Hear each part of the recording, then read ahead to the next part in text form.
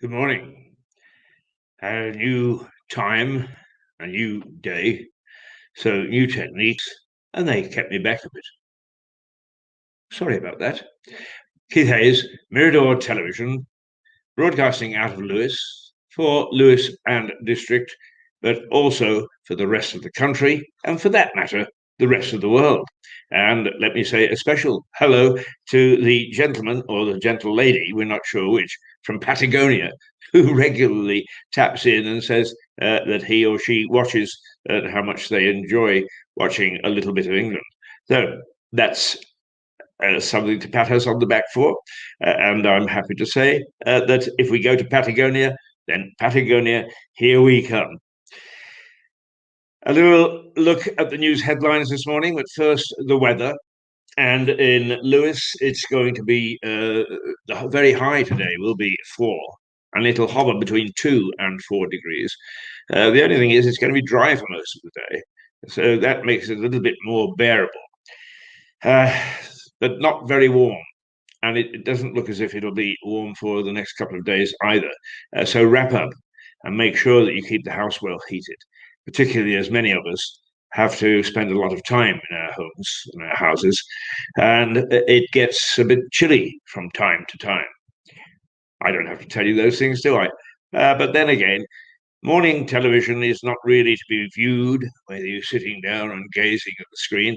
It's really to put on and hear what's going on in the background. So as long as we're actually giving you a bit of information, hopefully we're being useful to you. Now, the news headlines that COVID goes out of the top news this morning, and basically Hong Kong residents eligible to apply for UK citizenship will now be able to do so, and I think we're expecting up to 1 million or so who will do that and who will try to come to this country. But China is getting a bit stroppy about it and saying that we are violating the agreement of, I think it was 1997. The reason that I think it was 1997 is I was in Hong Kong in 1997, just before the handover, and Chris Patten was there as the governor of Hong Kong, and I was at a couple of things that he was at. I have actually pressed his flesh, but not in Hong Kong. And to be quite honest with you, I didn't care for him, but and I didn't think that he did Northern Ireland any favours either. And talking of Northern Ireland, is unfortunately that's where the COVID story comes from this morning. It's moved on now, but they have suffered some deaths overnight and an increase in infections.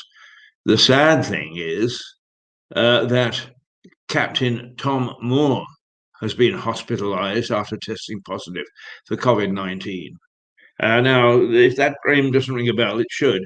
He's the gentleman that raised millions and was actually knighted. So he's Sir Tom Moore, I think, knighted by the Queen, and one of the very few people that have been, if not the only person that's been knighted out in the open, with the Queen actually tapping on the shoulder with the sword. But he walked miles and miles and miles and miles and miles up and down his home stretch and raised millions for charity. And he is, 101, something like that.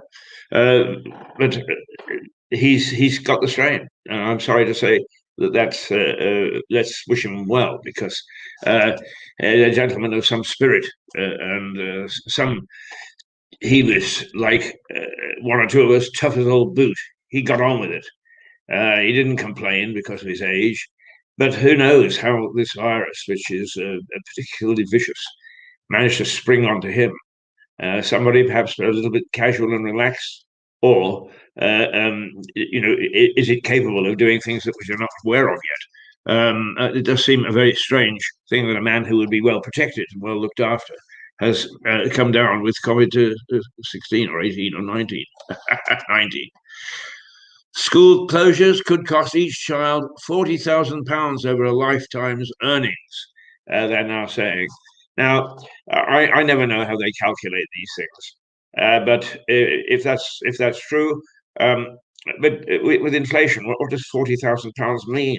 I mean, is when you consider that houses are selling for, say, a quarter of a million now that could be bought for £9,000 in the 1950s, is does putting a figure on it mean anything? I don't know, and I don't know how they calculate it, but that's in the news headlines this morning. And let's see, the cladding crisis. Labour have told ministers to get a grip, and that's to do with the Grenfell fire and cladding that is used on it. And now they're finding all sorts of cladding is on all sorts of other buildings. And the residents are being told to get rid of it and put up different cladding at their expense. And there's a big uproar about it. And I would think so. If somebody knocked on my door one morning and said, I'm a government man, which they have a tendency to do. I'm a government man, and I want you to put up some cladding. And by the way, this is how much it's going to cost you. I think I would be a bit upset too. And what Labour are saying to the government is, get a grip. Come on, you can't let this thing circulate. It's poisonous. And it is. It's a breakdown of relations, not as if that isn't happening already. A breakdown in relations between the consumer, if you like, the citizen, and the government. Oh, Myanmar, there's another coup. The military have taken over. Myanmar, by the way, is the old Burma. Trump has over $31 million stockpiled as he heads into his second impeachment trial. Wow. Well, I guess lawyers there cost quite a lot. And in Somalia, there was an attack yesterday on a hotel, and 9 are dead. 20,000 break the rules to attend the funeral of Orthodox rabbi amid lockdown in I think that's Israel that happened. And India unveils a budget, and it proposes doubling healthcare spending. But at the same time, it's been losing money because of COVID, and where hasn't? Wall Street gears up for the next bout against Reddit traders. I'm not quite sure what a Reddit trader is, but I think that they're some of the naughty boys who try to manipulate stocks and get them at a very cheap price, and then fuel them so that they actually can sell them at a very high price. UK manufacturers are calling on the government to address the Brexit border delay. And the border's still a bit of a mess, and who knows what you need.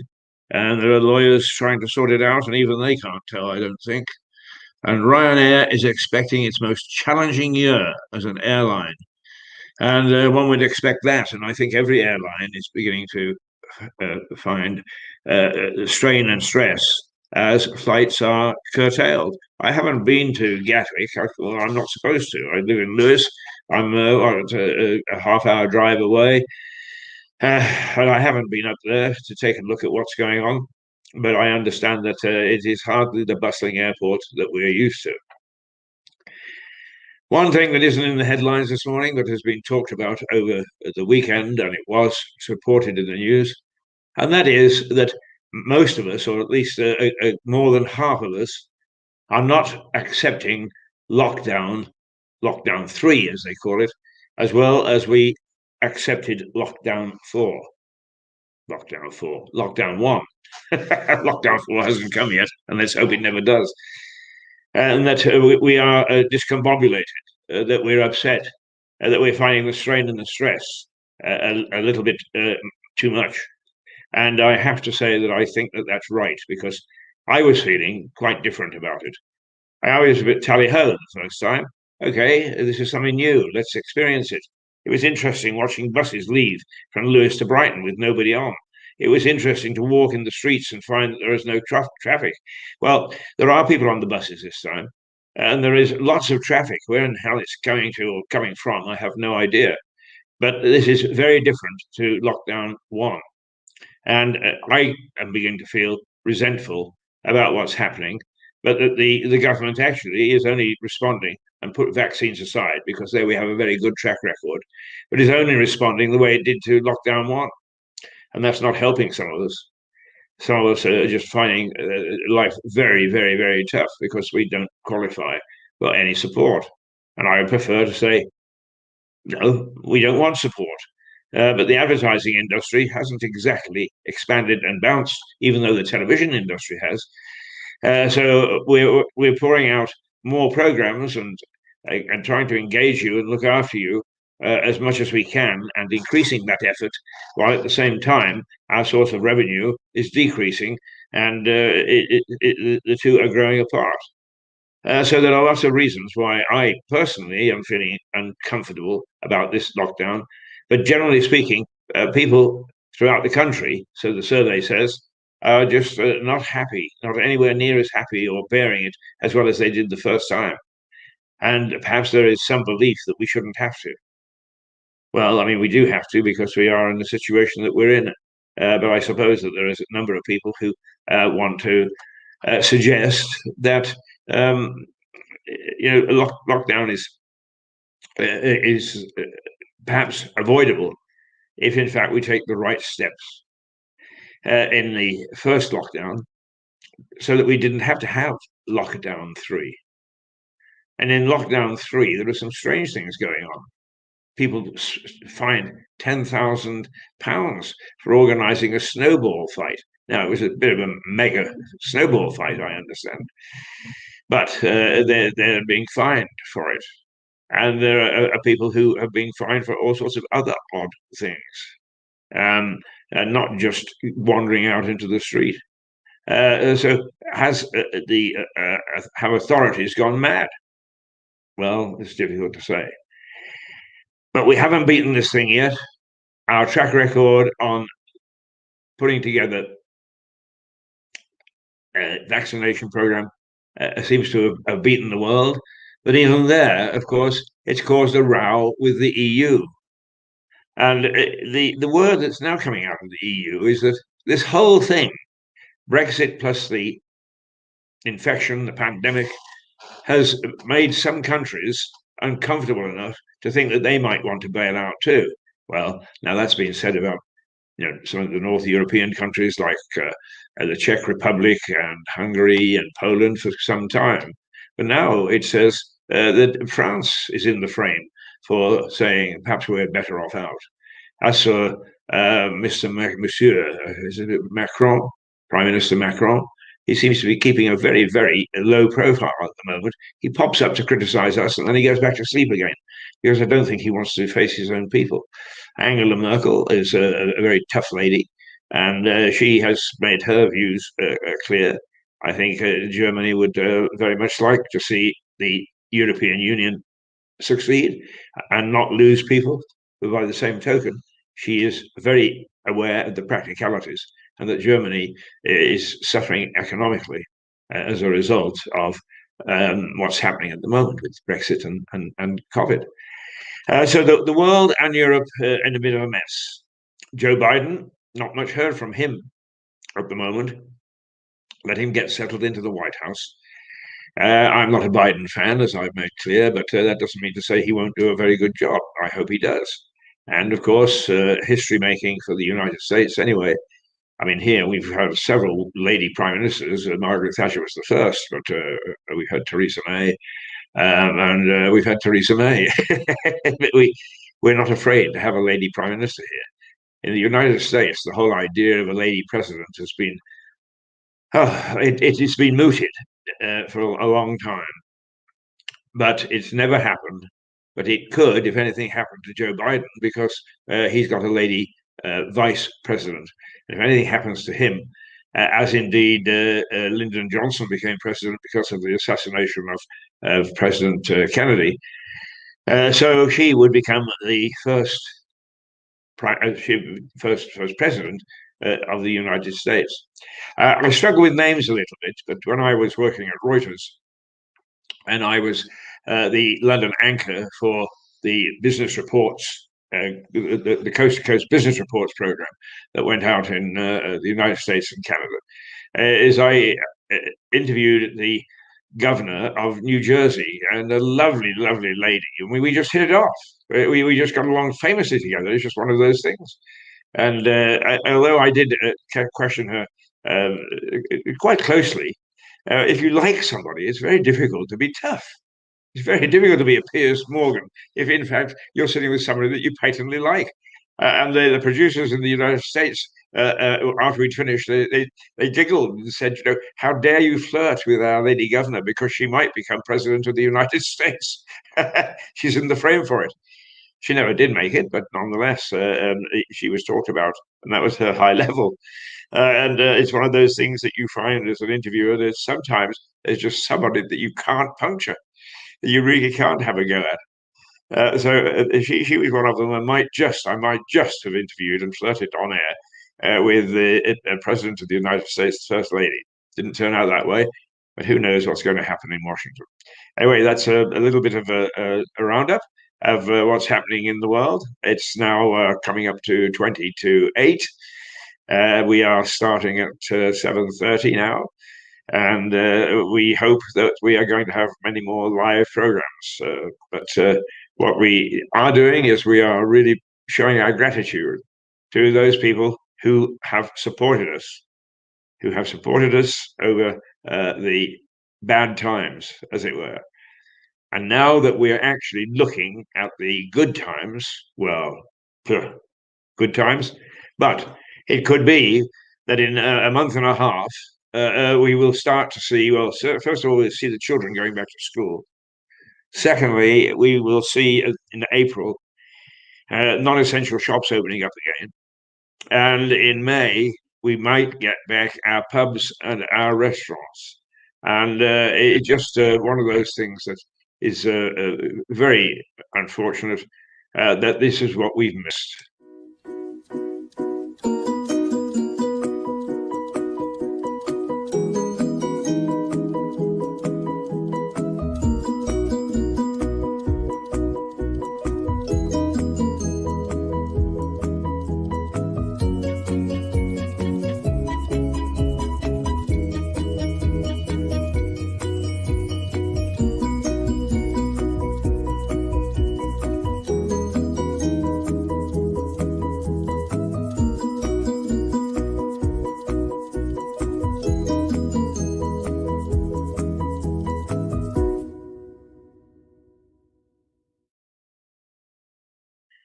Well, they're around in Lewis, and they've been with us through thick and thin. So I hope that when we get around to opening up our shops, you remember these three people.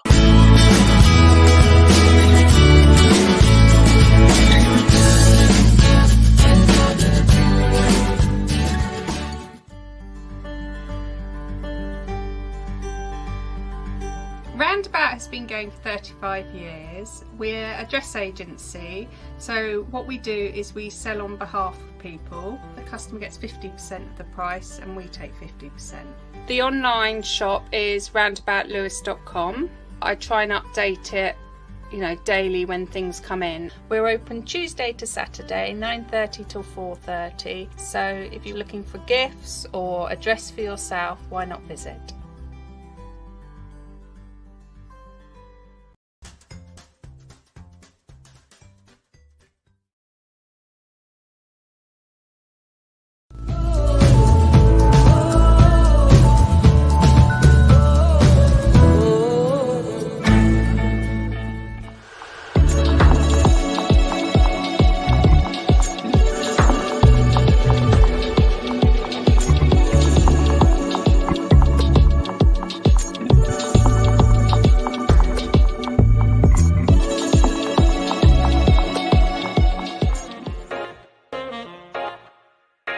Hi, I'm Elisa from Catching Tales, and we've been open here for about 2.5 years. We specialise in focaccia genovese, which is this focaccia, like that. And my mum and I went to Italy, to Genova, to learn to make focaccia, which is an ancient art. Then we do little salad pots, sauces, fresh pasta, stuff to take home and cook. We try to get locally to support other local businesses. We have a few cocktails in bottles, which is why we're called Catcher and Tales. We're open 6 days a week, Monday to Saturday. So come by and see us anytime.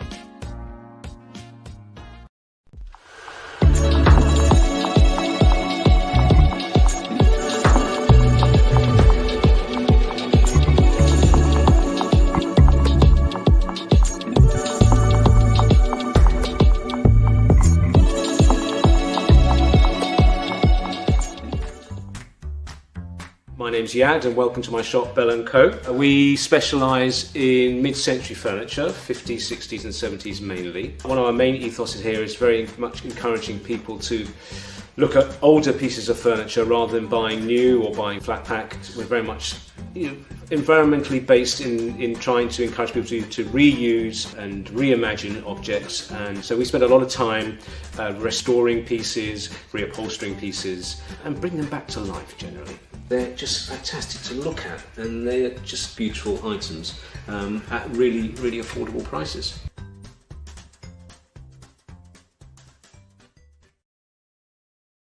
Well, it's almost impossible to get away with out talking about the COVID, about the virus, and now more than let's see. Oh, stop. Pops around sometimes. Vaccine has now been offered to every care home resident in England, according to the NHS. So this good news, and it is good news, the way that we're handling it, because we're way ahead of the rest of the world. This is something that the government did get right, and I'm a critic of local government and government and international government, and I keep a very close eye on things, and I get very stirred up when I think that they're not working on our behalf. But I have to say that it's also incumbent upon me to heap praise on them. Not that they care, but hey, I do, to keep the balance, to heap praise when they're doing a good job. And there is no question that when it comes to the vaccine, that they have done an excellent job. But there's something here. AstraZeneca will now supply the EU with an additional 9 million doses of the vaccine, because some countries in the EU have fallen well behind and have not had a very successful vaccine program.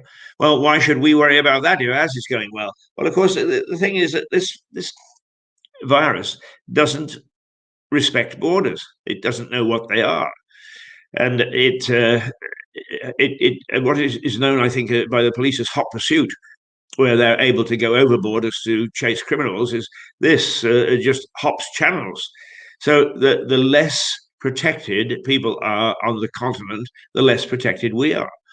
And even though there's a lot of traffic now going backwards and forwards, and that if you come back into Britain, I'm not quite sure when it starts, or if it started, that you have to stay in a hotel for 2 weeks at your own expense, is travel has disappeared or almost disappeared, but the virus still manages to hop somehow. And it reminds me of in Lewis during the Great Plague, is a very thriving community. In I think it's King Alfred's day. So prior to the invasion of 1066, that the Black Death decimated a very thriving community at Hamsey, which is now a little ghost village. There can't be any more than half a dozen people at Hamsey. Beautiful church and a couple of very nice houses. But if you live in that village, I would imagine that you would know every neighbour, because there can't be any more than 5 or 6 of them. Those are houses that have been restored or built are quite lovely. It's a nice little village, but it's a ghost village. And actually, just to take it one step further, is the village of Opham, which has when pubs are allowed to be open, it has a lovely pub. It has a lot of farming community, a farm shop. It has all sorts of things. It's called Opham now, but in fact it is off Ham. and it's where the residents of Opham went to when they couldn't live in their own village, but only some of them, because legend has it that they put a thorn thicket around the village so that nobody could get in and nobody could get out, so that they wouldn't pass on the Black Death. And they died. They died of starvation. Guess they would also died of Black Death, but that is why it's a ghost village, and why Opham or Offham is a thriving community, a thriving little community, and it's only about a mile away. So the reason that I thought about that is when I started to talk about this virus jumping, because it was the fleas on the rats that jumped all over the place and made sure that the Black Death spread all over Europe. But Hamsey is particularly a signal tale, a significant tale about what happens if a small community catches something. And of course, then it goes like wildfire. Now, let's see if there are other major stories breaking. Not really. I've mentioned Myanmar, the Burma military.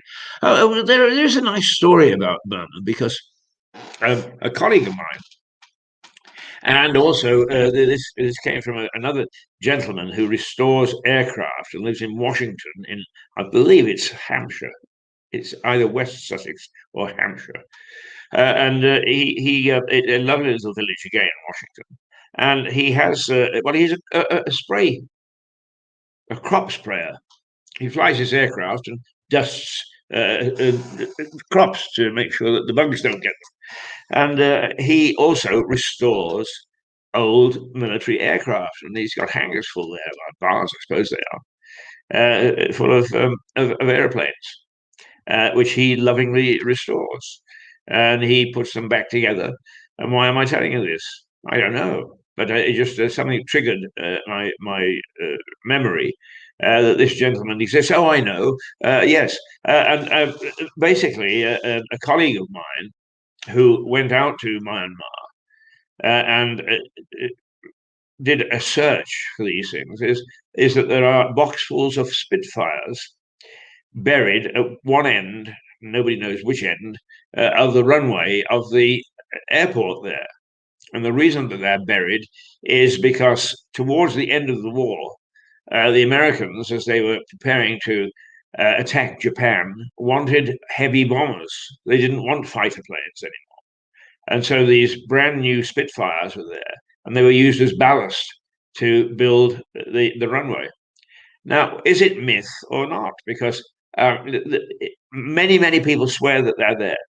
Some people swear, and there have been people who were in the forces at that particular time and who were prisoners in Burma to begin with, swear that they saw these aircraft, and that's exactly why they were used. But nobody has been able to find them. Now, that doesn't mean to say they're not there, because Myanmar had been a military protectorate. Nice word, protectorate, but it had been under military command for a long time, and then it shifted to democracy, and now it seems it's shifted back to being taken over by the military again.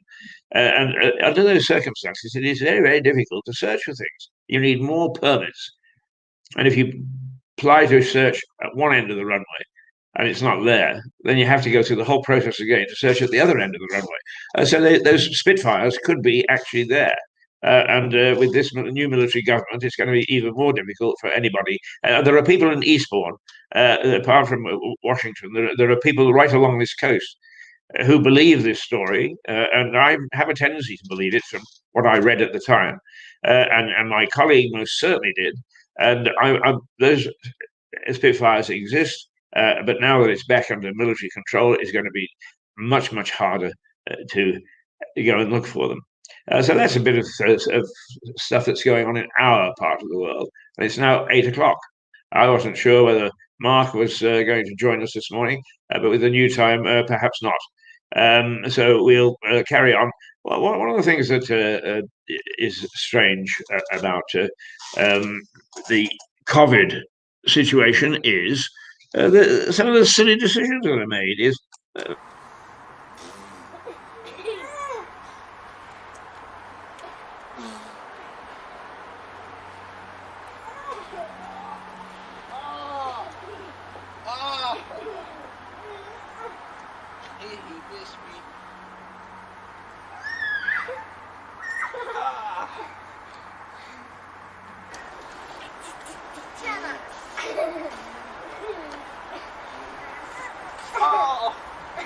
You got me, Lottie.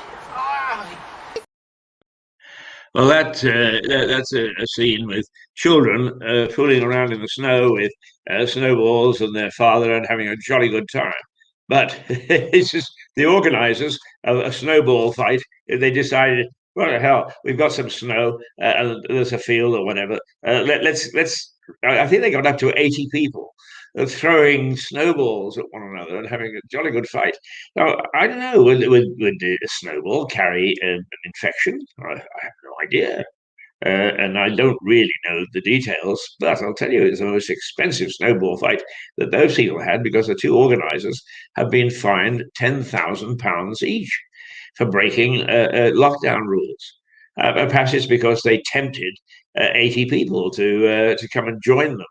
And actually, they did organise it. I mean, it wasn't just an ad hoc thing. They weren't just passing a field one day and said, let's indulge in a snowball fight. They actually sent out invitations and so on. Whether they charged anybody anything for it, that I don't know. I don't know what their motivation was. Perhaps it was to stick a few bob in their pockets.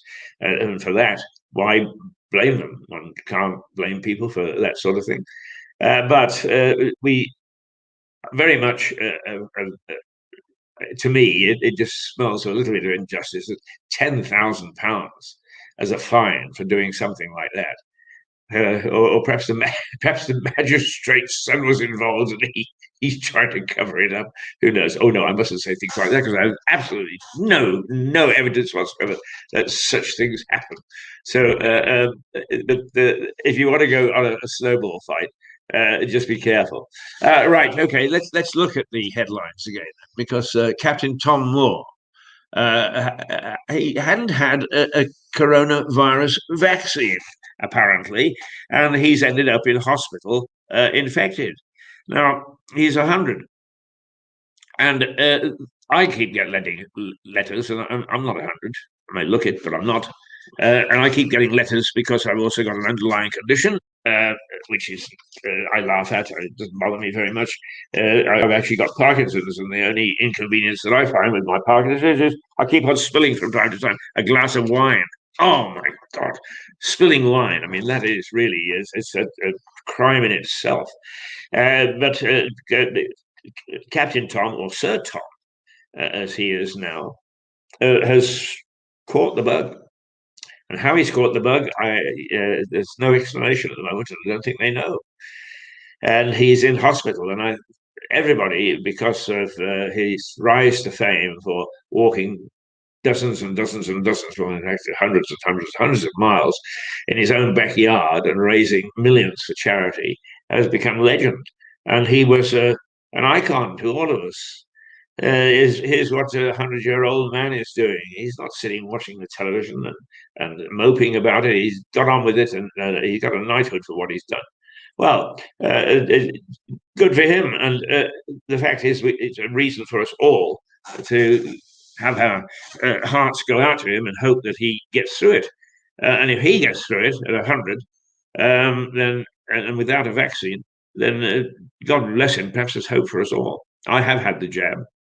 I do seem to suffer rather more colds than I reasonably expect. I don't go very far. I come to the studio because it's only a couple of 100 yards from where I live, but I stay more or less isolated, and that's the tough part because I am a social animal. I mean, man is a social animal. Mankind is a social animal, but I am a social animal multiplied. I love company. I love talking. I love partying. I love having meals with friends. That is part of my nature, and that part has had to disappear completely.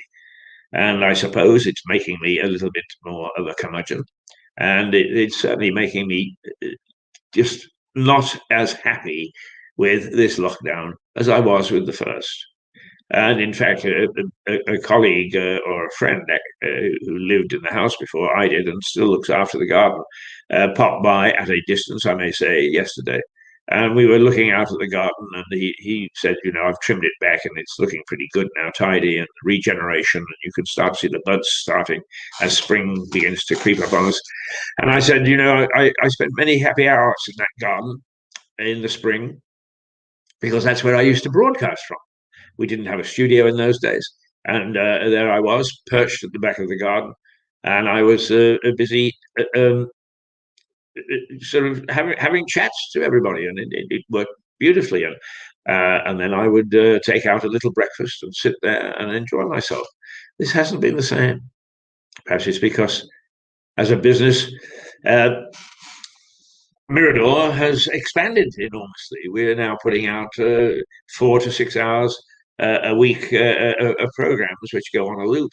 We're doing this daily, which we're not struggling with, but we're experimenting with to see whether we can get it right so that we can do it properly and we can do it forever. Forever, lad, forever. So it is very different, I suppose, in terms of the workload. And perhaps that has something to do with it. And perhaps other people, and almost half the adult population, is not very happy about this third lockdown. Perhaps that's what is bothering them. And perhaps they'll let us know. And perhaps you'll let us know. And what we found, incidentally, by the reason that we started a half hour later, is that a lot of you watch us, but you don't watch us early in the morning. Surely you don't prefer my old pal Eamon. No, it's probably one of the pretty girls that comes up. But so we've adjusted ourselves, and we will continue to adjust to please you. Now, a couple of things that have happened. I spoke to Seaford Rotary Club last Wednesday, in fact, I think it was, and a very enjoyable occasion it was. And no, I didn't go down there because they can't meet as a club and have a lunch as they normally do. They got together on Zoom, and I addressed them on Zoom, and from all accounts, they quite enjoyed it. But I was able to give them a rundown on how we in Lewis have started to bond, if that's the right word, with Lewis in Delaware. And we want to do more of that because we got the mayor of Delaware and our mayor, John Lamb, talking to each other, and they found a lot in common. Because this new lockdown means that people can't come into the studio, doing those sort of things we're finding a bit more difficult, and it has created problems for us, and we're fighting fires at the moment. But once we've ended the firefighting, which hopefully will be in the next couple of days or so, is we can go back to some of our ambitious programs. But the reason that I'm mentioning Seaford is because there is also a Seaford in the United States, and it does have some links with Seaford. And the gentleman who was actually had a big estate in Seaford in the United States, but ran it with slaves. Visited Seaford here quite regularly. He obviously had family, so the contact was maintained. And although slavery wasn't as big an issue there, although it was becoming so. In theory, that's why the United States split and the North fought a war with the South. But it was becoming uncomfortable, shall we say. And it suggested that this gentleman used to pop back to Seaford here to meet his family and his friends and get away from the rigors of running an estate with slaves in the United States. But anyway, I've been approached by a gentleman who was in the audience of that talk that I gave, and he's very eager that we try to maintain or establish a television contact between Seaford in the one down the road,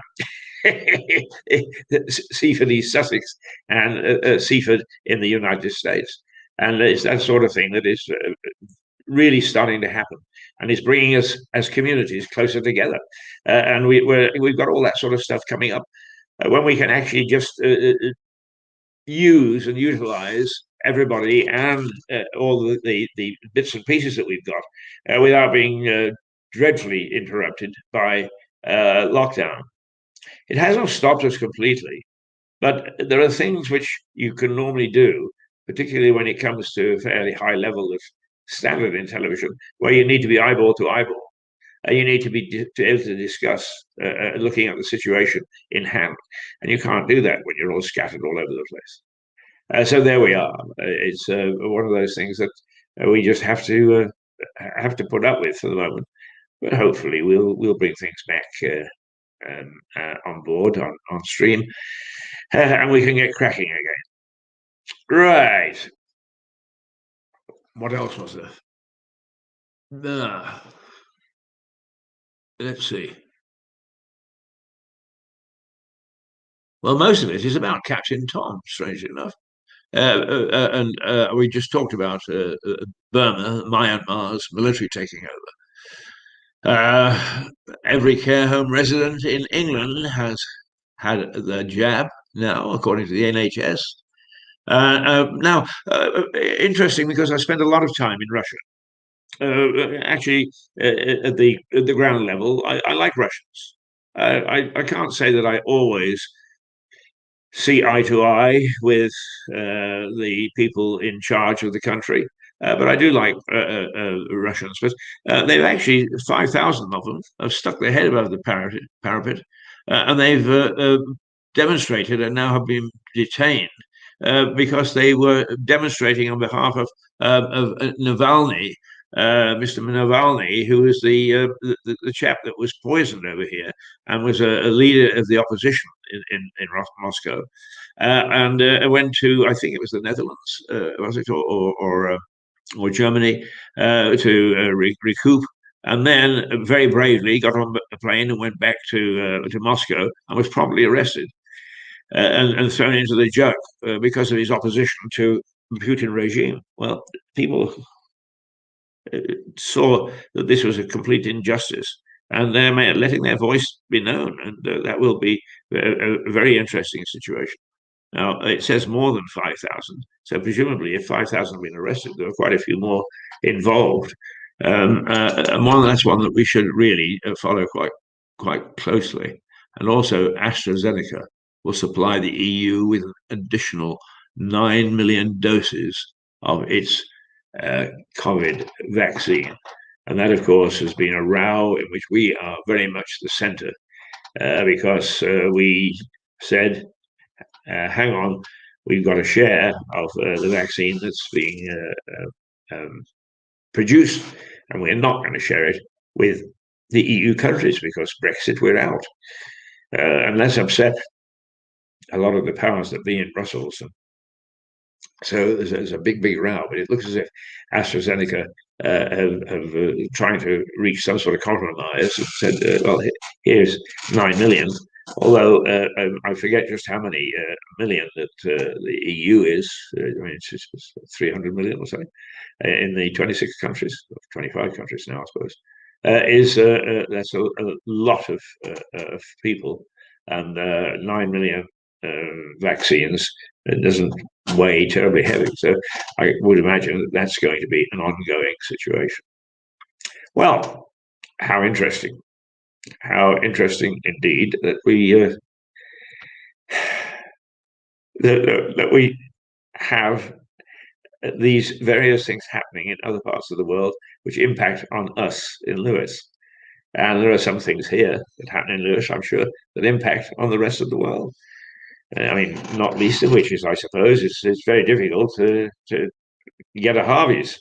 And, you know, people who don't know much about Harvey's say, well, you know, it's only a local brewery, isn't it? And I said, well, yeah, you know, except that a friend of mine who is a former High Court judge enjoys his pint of Harvey is in Sunningdale, and you can find it on the outskirts of London, and it's beginning to work its way north.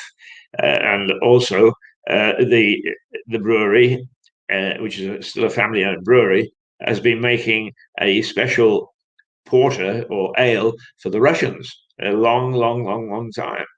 So it'd be this is an icon, and this is an icon for us worth considering and worth examining. And it is an interesting situation in terms of what we have going for us. I have no idea why I started on that either. But this stream of consciousness, which is keeping me going, is it's 18 minutes past 8. So we haven't been on the air for quite an hour yet, but we're not doing too badly, considering that we're switching things around and we're doing different things this morning. What should we? I think there are a couple of things that we might just take a look at before we go back to some adverts. I have played each morning for some little while, just a little clip, and I hope that I didn't actually do away with it, because I think that it looks as if I did. Oh no, I haven't. There it is. Because Lewis has a Crown Court. It has jury trials, although bit by bit by bit, because of automation and computers and so on, it's beginning to run that down as well. But many people walk past and have never ever been inside, and have never seen a jury trial. And there's a little clip here which I used to demonstrate that Keir Starmer, the leader of the opposition, had called upon the courts or the government to let the courts fast track cases. In other words, shorten or dilute the process of law by which people are found guilty at the highest level. And there's a big argument about it. And some people think that it's right and proper, and others don't. The one thing that is pointed out is that if somebody actually was convicted under that short or fast track, he'd probably have reason to appeal. And that once we start to come out of the pandemic, we'll suddenly find that the courts are loaded down with a whole bunch of appeals. So there are arguments on all sorts. But if you've never been in, this is just a nice little minute explanation of what goes on. Prosecution in this case, and my learned friend, who I name, appears on behalf of the defense. I then outline the prosecution case, explaining each offense and the evidence the jury will hear in proving this. I will state that it is the prosecution's responsibility to prove beyond any reasonable doubt that the defendant is guilty of the offense that they are before the court for. I will introduce the first prosecution witness. I will then ask a series of questions with regards to the evidence they have given in a statement to the police. This is known as examination in chief. Upon completion of this, the defense may ask the witness a series of questions. This is known as cross-examination. Upon completion of the cross-examination, I may be given the opportunity to ask a further series of questions to the witness.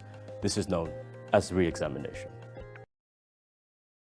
Well, I've actually served on a couple of juries, but over a lifetime in journalism, of course, I have sat in on those courts, and I have to say that I'm glad I've never actually appeared. I've appeared in magistrates' court, and that's sort of fun in some ways, because the magistrates have to be advised. They haven't a clue what the hell they're doing. But it does. The important thing is that it has an independent chairman, and I actually sat in on a tribunal which was hearing the case of someone who had been incarcerated because of they deemed perhaps a danger at one point through mental illness. And it was interesting that there was a layperson, there was a legal person who actually, I think, had been a judge, and then there was a senior psychiatrist as the tribunal panel, and the judge was there to make sure that the hearing was fair.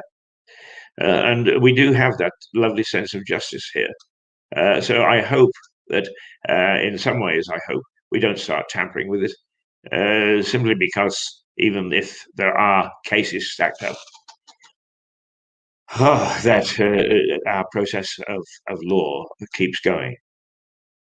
I have got a dry mouth now. I can't have a pint, whether I wanted one at this hour of the morning or not.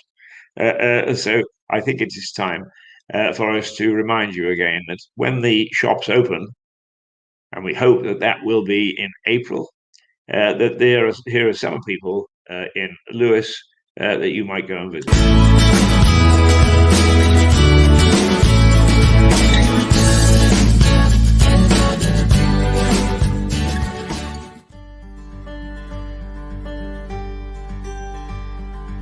Roundabout has been going for 35 years. We're a dress agency, so what we do is we sell on behalf of people. The customer gets 50% of the price and we take 50%. The online shop is roundaboutlewis.com. I try and update it, daily when things come in. We're open Tuesday to Saturday, 9:30 till 4:30. So if you're looking for gifts or a dress for yourself, why not visit?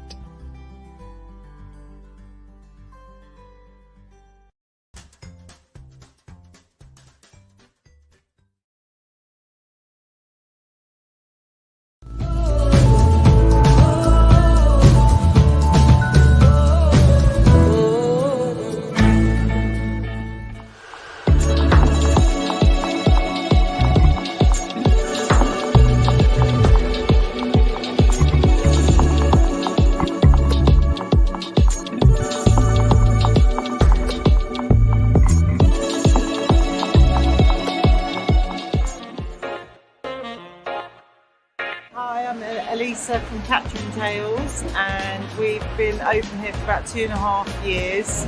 We specialise in focaccia genovese, which is this focaccia, like that. And my mum and I went to Italy, to Genova, to learn to make focaccia, which is an ancient art. Then we do little salad pots, sauces, fresh pasta, stuff to take home and cook. We try to get locally to support other local businesses. We have a few cocktails in bottles, which is why we're called Catcher and Tails. We're open 6 days a week, Monday to Saturday. So come by and see us anytime.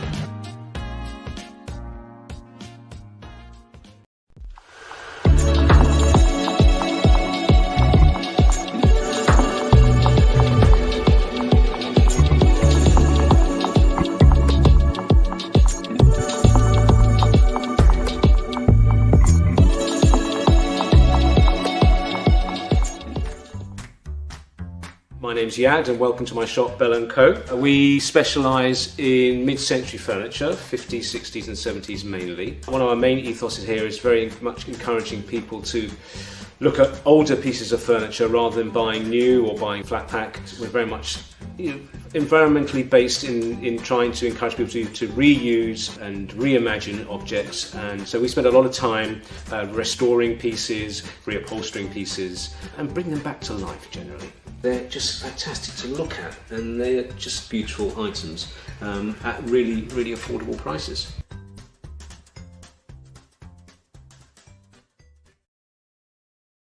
Now, in the local news, the long Man of Wilmington, the chalk figure carved into the hillside that mostly you can see if you go on the train from Lewes to Eastbourne.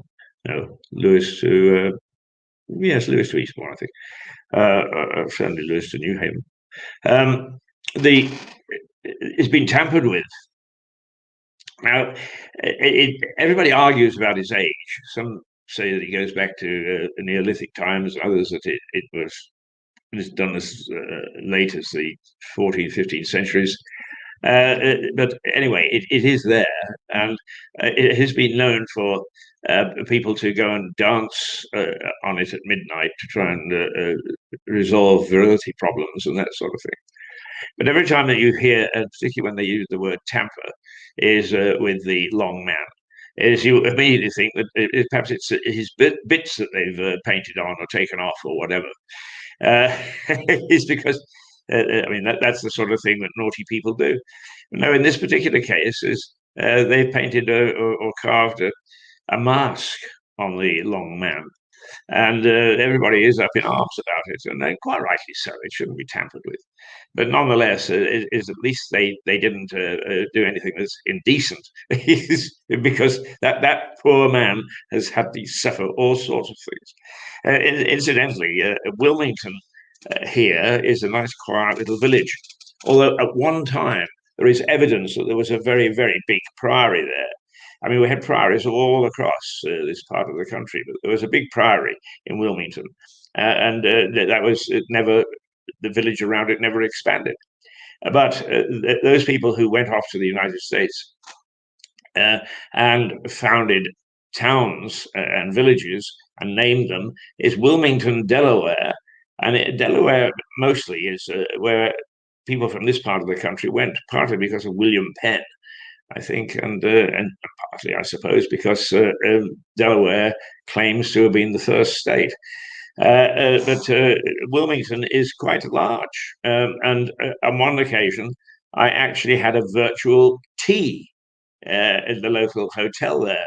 Our colleague, Melissa Conti, arranged for the chef and the hotel management to put on a tea, because they still have teas.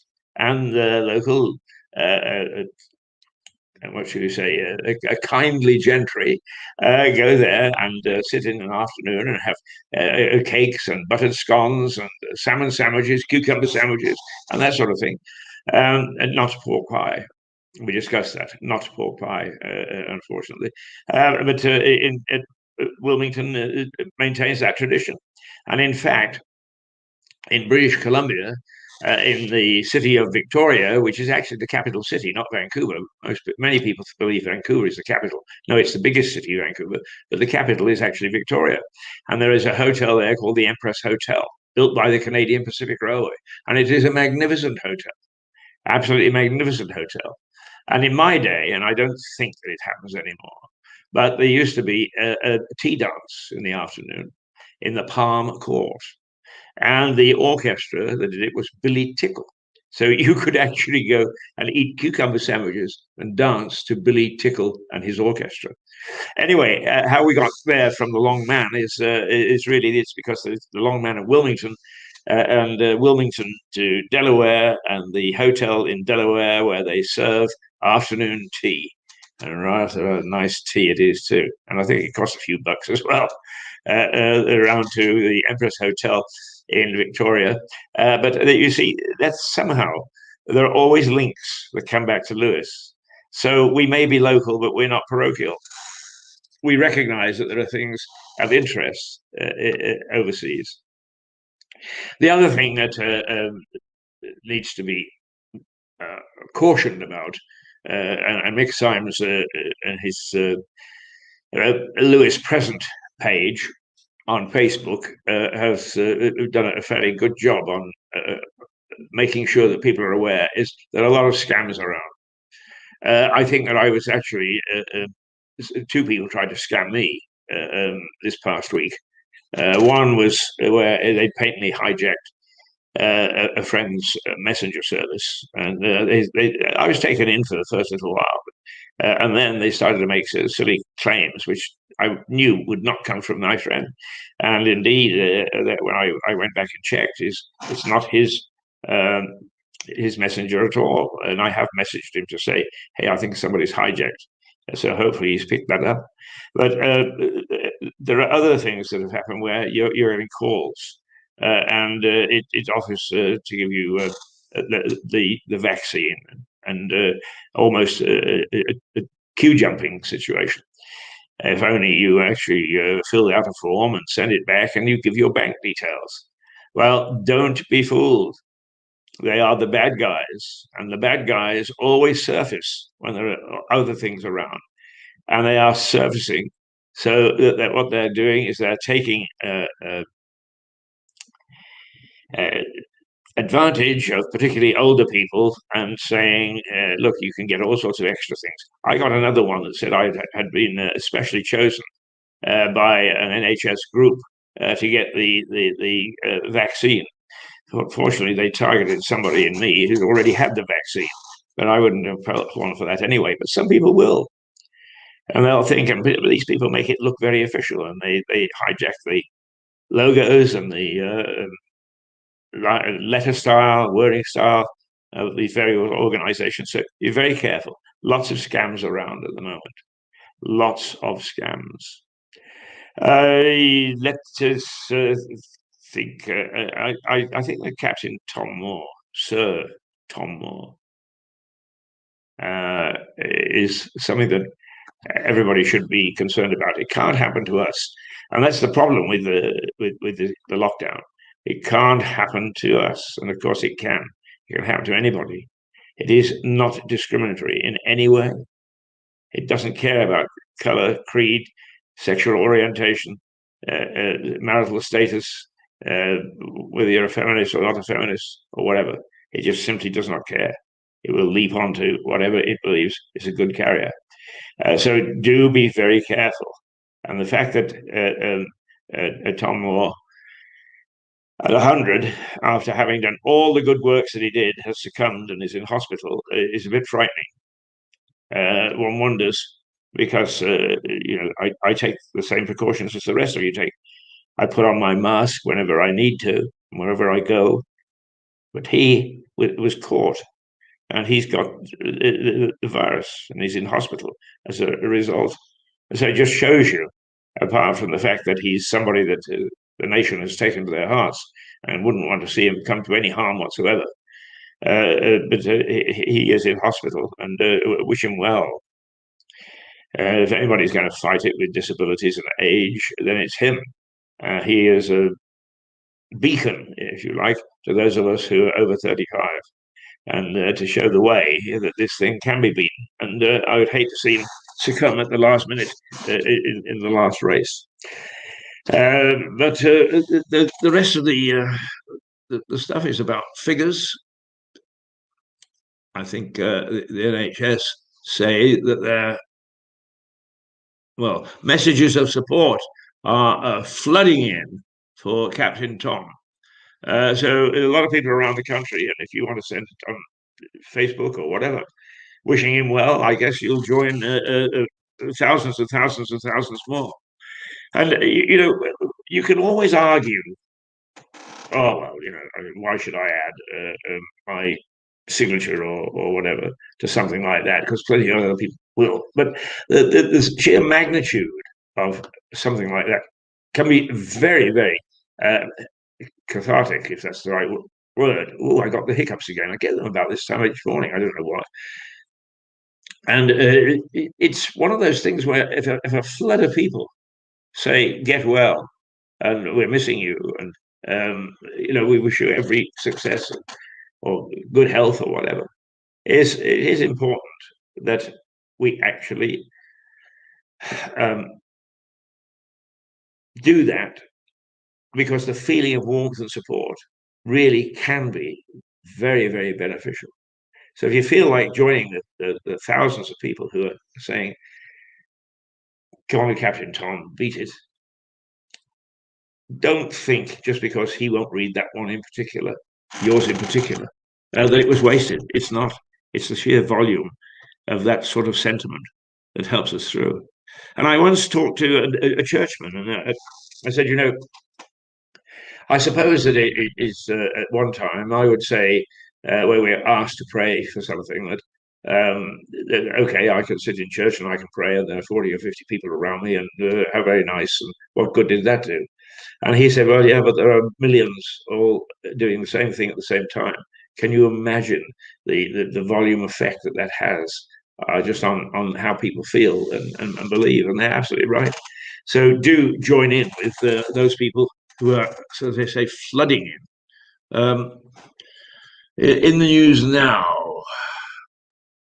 5,000 people detained in Russia because they'd protested on behalf of Navalny, who is the opposition leader to President Putin, and who was poisoned.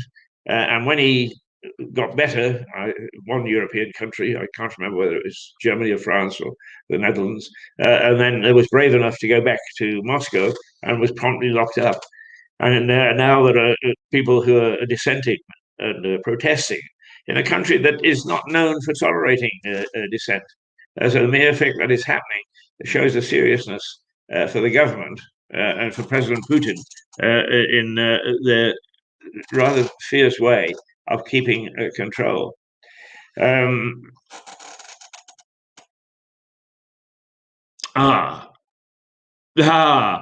I mean, it is funny, isn't it?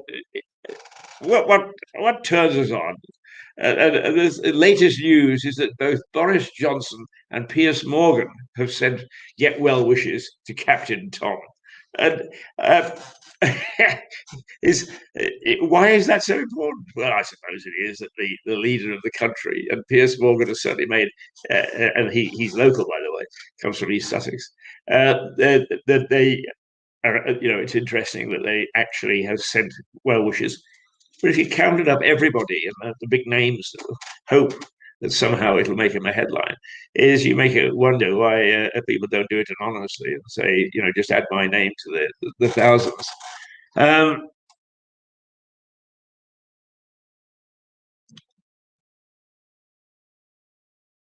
No, all the news at the moment is about Captain Tom and COVID.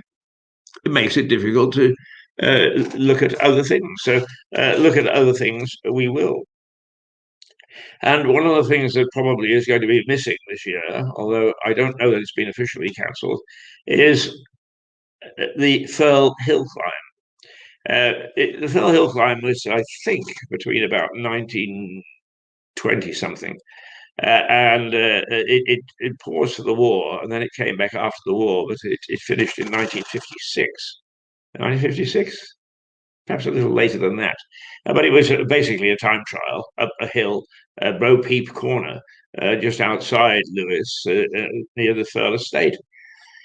And it was resurrected about 5 years ago with the help of one of our favourites in Lewes, who left for Canada and is now talking about coming back.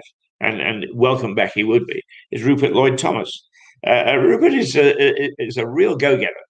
I first came across him with our radio station, which we had in 1997.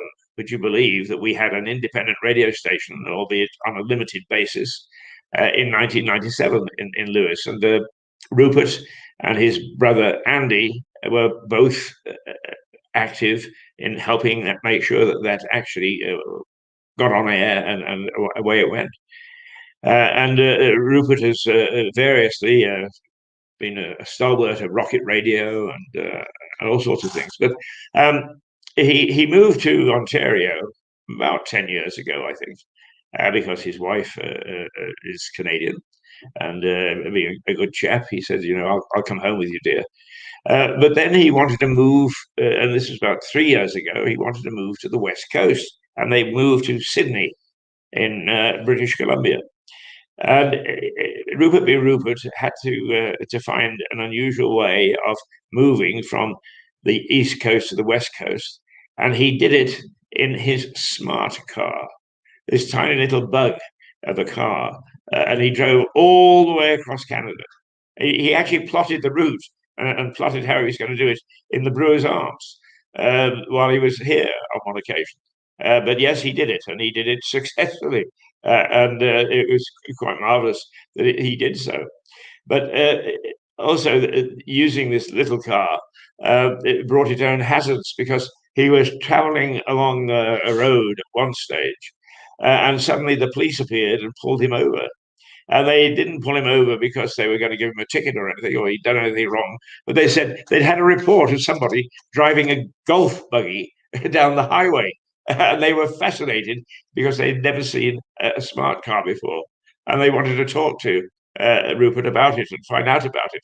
And so he had an interesting chat to the coppers who wanted to know what a smart car was and where it came from, mainly because somebody had thought he'd been driving his golf buggy along a busy highway. So that's Rupert, and if he does come back, he'll be very welcome. But his brother Julian, who was a very distinguished journalist in Hong Kong, in Southeast Asia, and prior to that was in Zimbabwe when it was still Rhodesia. So a very distinguished journalist, and a very good one. And his other brother, Andy, who was a solicitor here. So the three of them were very, very prominent people around Lewes. And once again, we are local but not parochial. And so the boys got involved heavily, and they still do, because I started this to see whether if the Furl hill climb is on, then Rupert will be back, I'm sure, because he's key part of it. But the boys have spread their wings. So from Lewes, they were working in Rhodesia, in Hong Kong, and in Canada, and all sorts of various places, while still maintaining that very strong link to Lewes. So that's how sometimes our people, I say, manage to start to expand around the world. So there we are. That's a little chat. It's coming up to 8:45. We're not going to carry on after 9. Although we're starting a half hour later, we're going to end at 9. So one of the things that I want to do is keep on reminding people about those toughies, those people who really kept going. I noticed there are little flicks between these ads where you actually see me for all of a split second, and I do apologize, but it's the system which we have to not convert, but make sure that we put our stuff up in a way that it will work smoothly, and we haven't quite got around to that yet, because it's one of those things that is very difficult.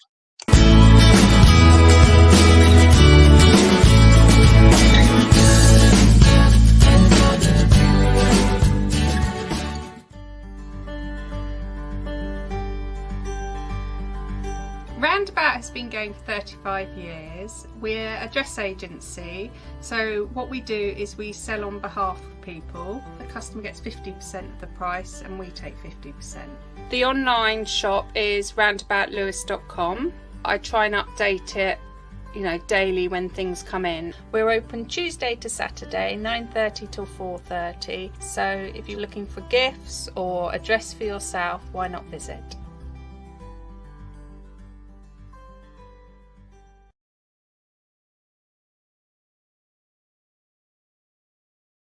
Well, that didn't work.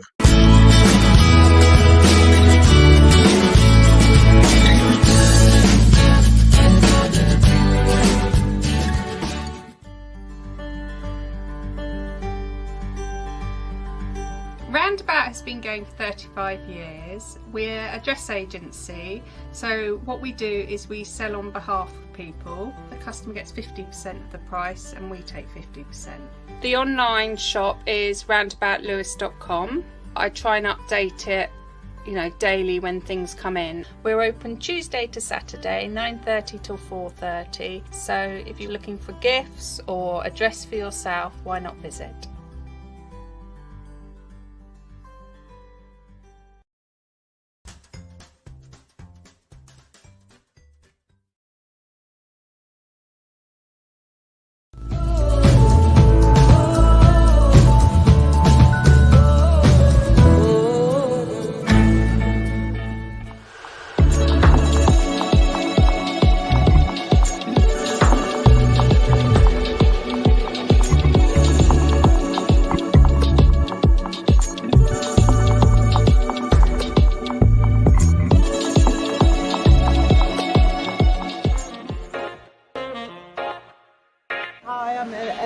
From Capturing Tales, and we've been open here for about 2.5 years. We specialise in focaccia genovese, which is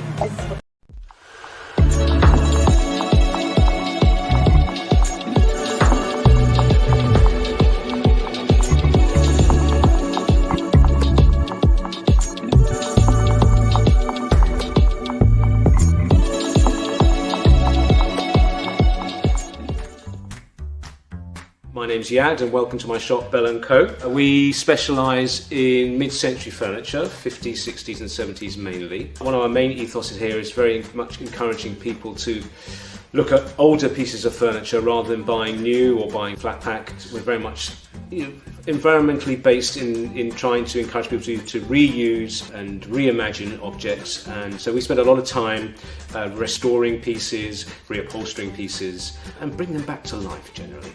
They're just fantastic to look at, and they're just beautiful items at really, really affordable prices.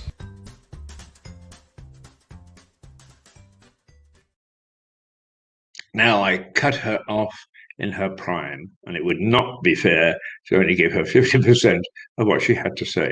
So I do apologise. Here she is again.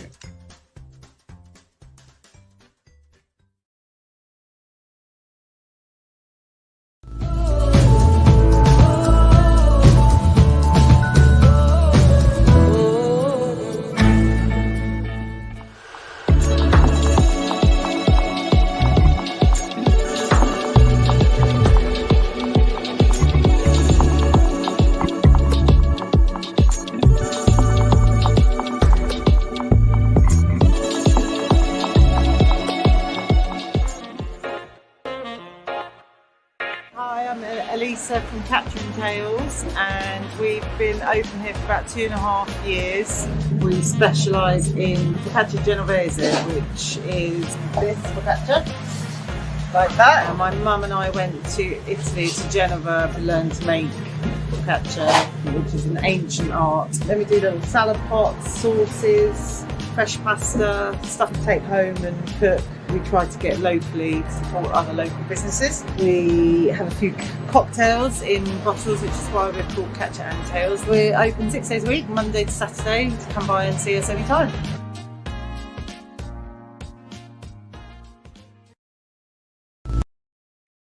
Oops, there we go.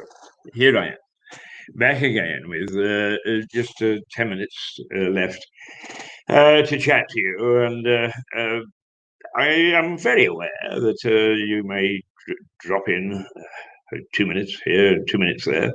I'm very glad that we're building a permanent audience, but I think most of you watch a bit later in the day. But we're here just in case, because if you're a morning program serving morning people, that's what your role is to be there so that people can listen in and find out what's going on. The weather in Lewis fairly. Well, it's difficult to say pleasant, but it's going to be dry, but it is chilly. We're hitting a low of 2 and only a high of 4, possibly 5. And that is cold. And there is not much of a breeze, but there's enough breeze for 4 degrees to feel like 2 degrees. In other words, the breeze factor is cooling us. My wife lived for a brief period of her childhood on the Canadian prairies, and she said she remembered that with the chill factor going down to minus 30. Now, the chill factor was that the actual temperature was perhaps around 18 or 19, minus 18 or 19. But because of a very stiff breeze, by the time it hit you, it was a cutting edge, and it felt as if it was 30 degrees, not just 19. So do be wary. Don't get caught out. Put on a nice heavy coat or a scarf and a hat, and all the things that I managed to accumulate along the way. And when you go out, do enjoy this sort of weather. Because of time, and partly because slight disability, I suppose, can't do my favorite walk, which was down to the priory in Lewis. We had a magnificent priory here, built by Gundrada, the wife of William de Varenne, who fought alongside William the Conqueror at the Battle of Hastings and was rewarded with this chunk of this part of the world for his efforts. And his wife built this priory in 1068, I think it was. No, related to that. It's 1068, probably 1079, I think. But that's still pretty damn early. until it got pulled down by Thomas Cromwell on behalf of Henry VIII in 1540 or thereabouts. And it's worthwhile going down. I found that I used to hive up there in the summer at about 5:30 or perhaps even a little earlier and do some broadcasts from there. And all I had as company were the rabbits. And once they got used to you, they were quite interesting because they didn't take fright. They frolicked around, and it's rather nice watching the baby rabbits gamboling and finding out what life is all about. But the other people were the monks from the priory, and of course they're ghosts. But if you really are very sympathetic to the environment, you can go there and you can find the ghosts. That they're real. They're real ghosts, and you can have a chat to them, and you can find out about life in medieval times through the priory. But of course, I caught by accident the Russell Crowe version of Robin Hood last night. And it's not a bad film, actually, as long as you don't let it spoil your image of Robin Hood riding through the glen. It's pretty earthy and gritty historical drama, or aims to be historical. One of the things that it did was it showed John promising the Magna Carta and what would be enshrined in it. And then, of course, he sort of reneged on the basis that he didn't sign it because his name was never appended to it, only the seal. And in those days, that was the way that royalty agreed to something. They applied their seal. So I was at one stage taken aback by being told that he never signed the Magna Carta because he couldn't read or write. But in fact, King John was a very well-educated monarch. He's very well read, and he was very well, what are we going to say, watered. He was very good in terms of writing stuff. And he ran a very good court, apparently, but he overspent, like a lot of people did. And it was Simon de Montfort and several of the barons that said, "Oi, stop spending our money, or we'll do something about it." And he more or less told them to step off. So they did something about it, and that was the Battle of Lewes, which de Montfort won, and de facto became king for a few days. But then they reinstated Henry it wasn't John by that time. Reinstated Henry the Third, and de Montfort died a couple of years later in battle, and the monarchy carried on, but a different monarchy. It did change. It did give Lewes the reputation as being the site where democracy had its first glimmer. It was only a first glimmer. It wasn't democracy as we know it today. But what it meant was that out of a council of 24, only 12 were appointed by the king, and the other 12 were sent by the barons themselves, and they were elected. So that's how it all got started, just down the road here in Lewes. So walking down there first thing in the morning is terrific. And now I've got 4 minutes left. 4 minutes in which to just recap what's going on today. Well, the key headlines are that Captain Tom Moore, I think is his name, has been taken to hospital with the coronavirus. He was the 100-year-old gentleman who actually walked and sponsored walks and raised thousands, if not millions, for charity. Secondly, in Myanmar, that's Burma, perhaps to you and I, is the military have taken control once again. They've dumped the civil leadership.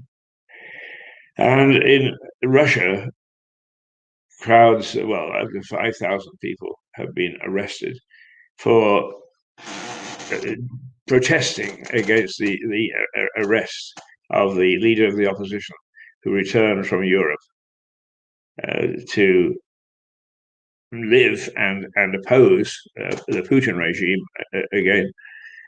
And he's been arrested and thrown into the jug for his trouble. But the people there are saying, perhaps enough is enough.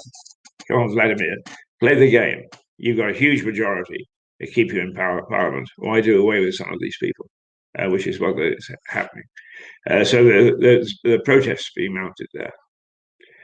And here, the long man of Wilmington, dear, has been tampered with. But it would appear that they put a mask on him. I do find that rather funny. They put a mask on him. But don't go down to see it. You won't see anything at the moment. Too many people down there. Perhaps it's one to look into a little later. 10:58, 8:58, in fact, 10 to 9. 4 minutes to 9. Oh, 2 minutes to 9. We'll keep on a countdown. And it's been a pleasure to be with you. This is our new time of 8:30 going up to 9 o'clock. There'll be a new format. We're just testing the waters this morning to see what's around and what we should be talking about. And we've been asking you what you want us to talk about. So there we are. And we'll we'll see how things go. Okay, doodle pip. And I think that if I can find it, we've got a nice little outro. Oh, I just heard some thunder. Was it thunder? Well, I don't know. But if it is, duck, because we've got a storm coming, which nobody has said in the forecast for weather is going to come here. So I think that's it for this morning. Till tomorrow, 7:30. Goodbye.